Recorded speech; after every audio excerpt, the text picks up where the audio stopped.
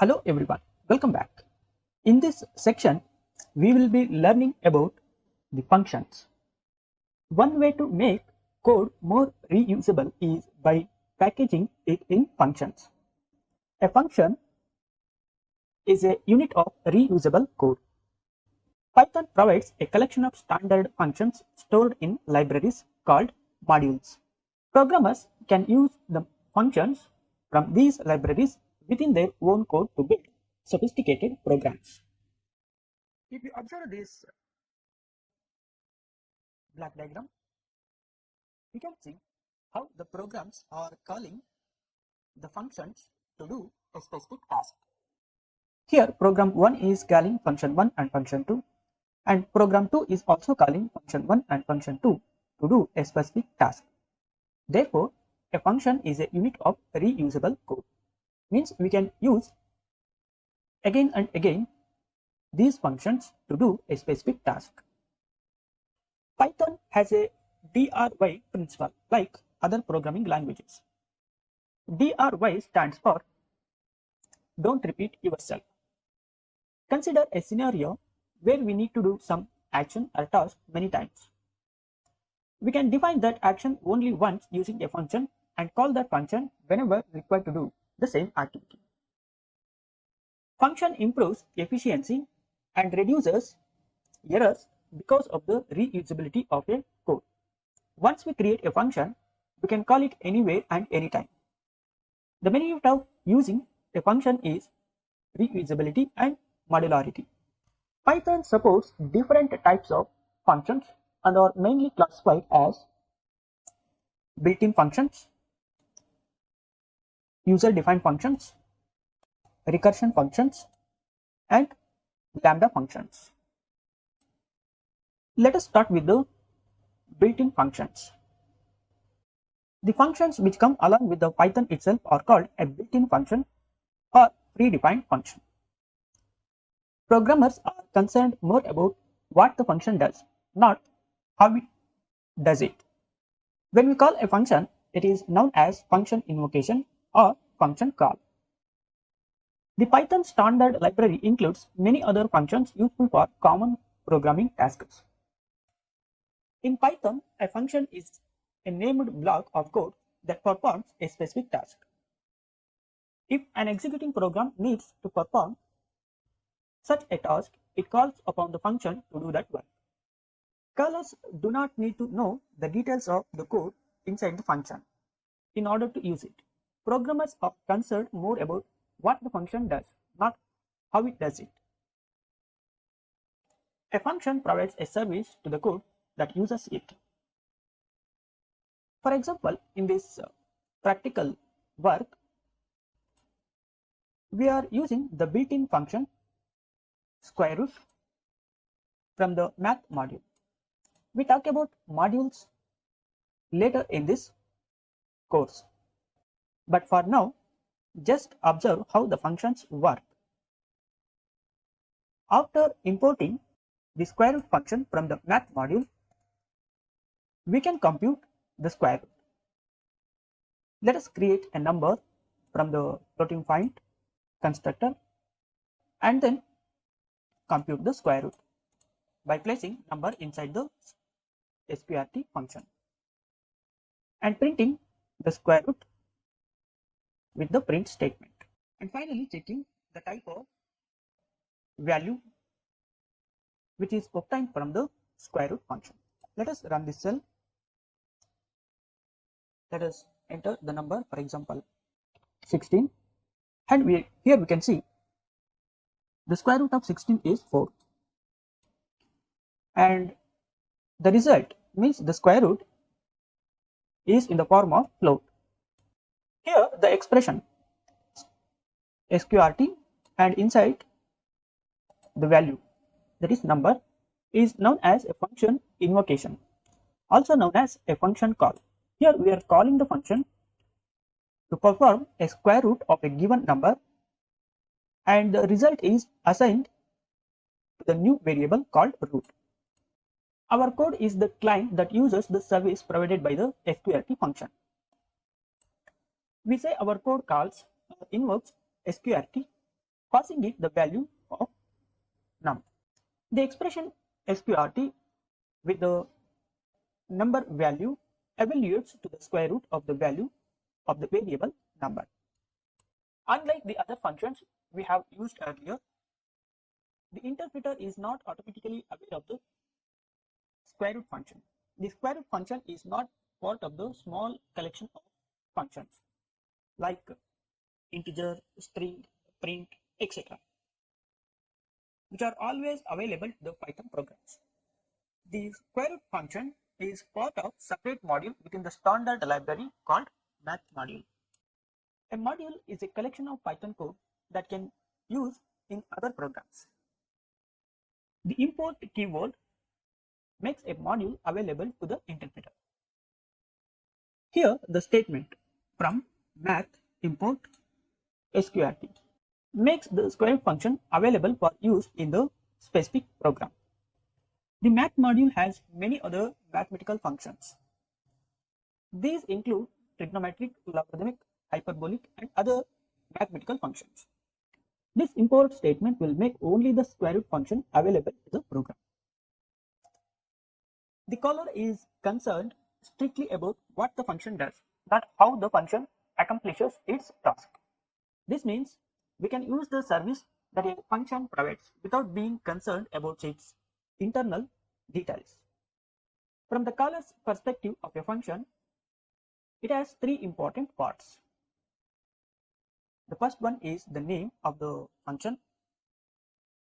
Every function has a name that defines and identifies the code to be executed. Function names follow the same rules as variable names. A function name is another example of an identifier. Here we can see the name defined, that is square root, for the user defined functions or for the built-in functions. Next we have parameters. A function must be called with a certain number of parameters, and each parameter must be the correct type. Some functions like print permit callers to pass a variable number of arguments, but most functions like square root specify an exact number of parameters. If a caller attempts to call a function with too many or too few parameters, the interpreter will issue an error message and refuse to run the program. And finally, we have the result type, means the result obtained from the function performance. Consider the following misuses of square root function in the interactive shell. Look at the console window, sqrt, and we see that we have the numerical value 10. And if we use square root without any parameters, then an interpreter will throw type error. If we use more than one value as per the square root function definition, for example here it takes only one variable and returns the square root of x, for example, if x is the single variable. If we use multiple variables other than the predefined function statement which accepts only single variable, then we will get type error, because this square root function takes exactly one argument or one parameter, but we have given two. Similarly, if the parameters the caller passes are not compatible with the types specified for the function, the interpreter reports appropriate error messages. For example, inside the square root, we can use only the numbers, not the string values. Let us use numbers first, and Python interpreter will perform without an error. What if we use string value instead of the number? So once again we got type error. So it says must be real number, not string. We can also use floating point values, for example 16.00, and we can see the result 4.0. A function returns a value to its caller. For example, after performing the square root of 16, we got 4.0. This is the result.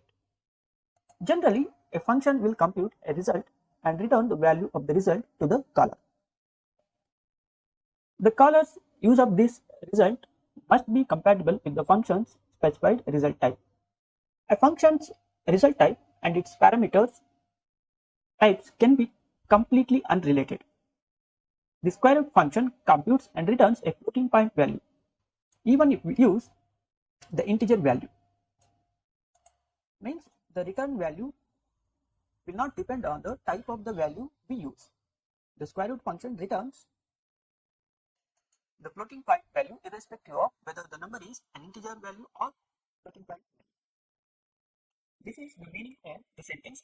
A function's result type and its parameter types can be completely unrelated. Some functions do not accept any parameters. For example, the function to generate a pseudo-random floating point number, random requires no arguments. For example, from random import random.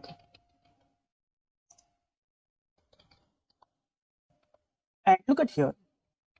Inside the random function, I am not using any parameters, but it will generate a random number and returns that value. The random function is a part of the random module. The random function returns a floating point value, but the caller does not pass the function any information to do its task. So here we are just using the random function. But if we use any parameters to do, then the interpreter will throw an error and random function will fail to perform the task. Let us try to use an integer value inside the random function. So we got an error, type error.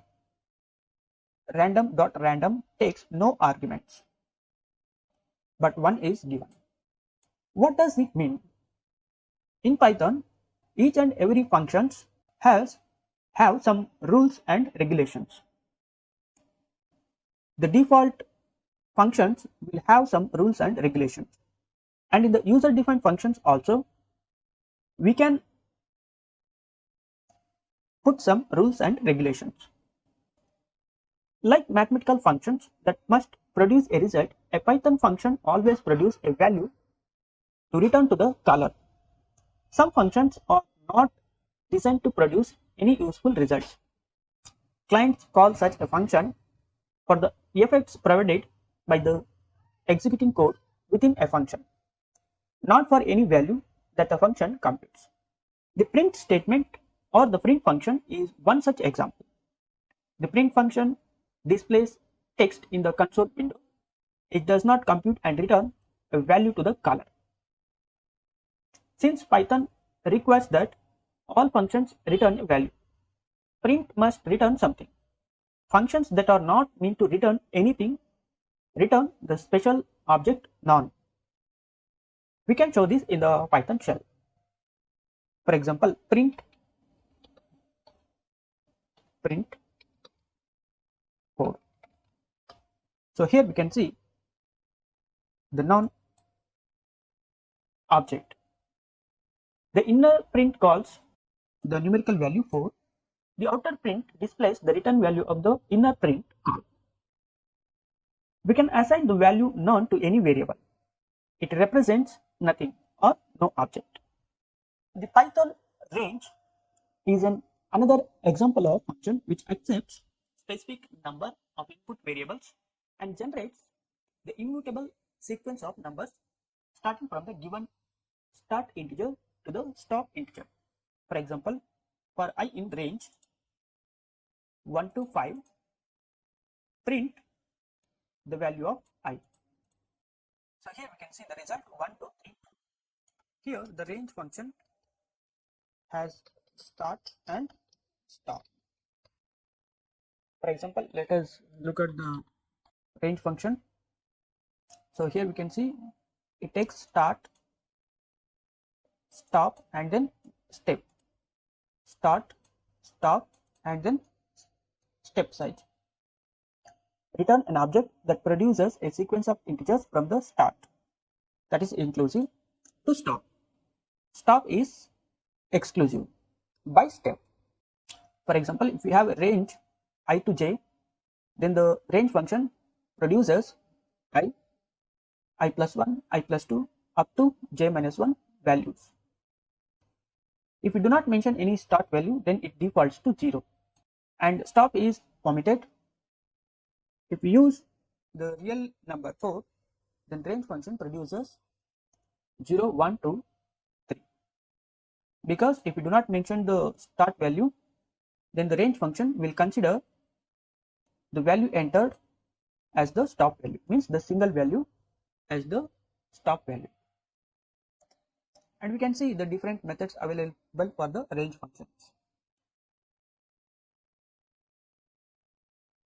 Thanks for watching this lesson. In the next lesson, we will see